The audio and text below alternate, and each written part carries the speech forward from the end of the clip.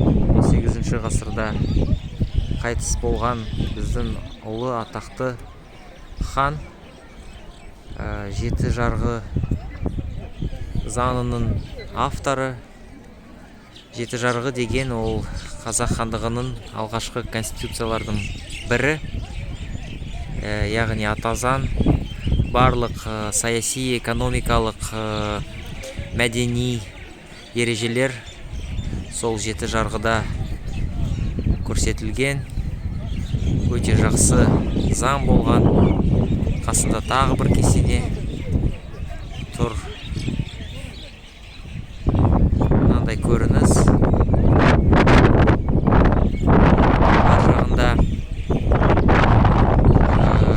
мынандай жар бар.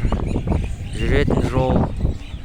Ол қорған ретінде салынған. Бұрыннан бері бар. Соңғы кездері реставрация жасалынды. Қазір әдемі болып кетті. Бұлай туристер жүр. Мына жерде карта бар. Саябақтың қорық мұражайының картасы.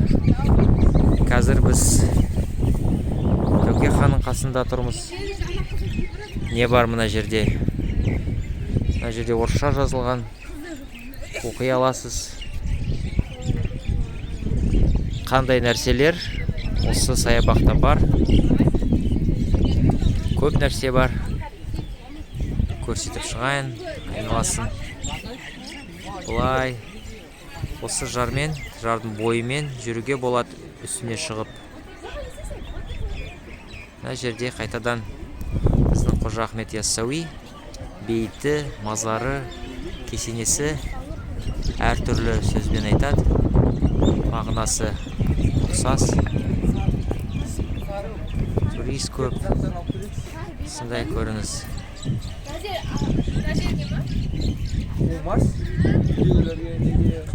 Бәріне сәлем.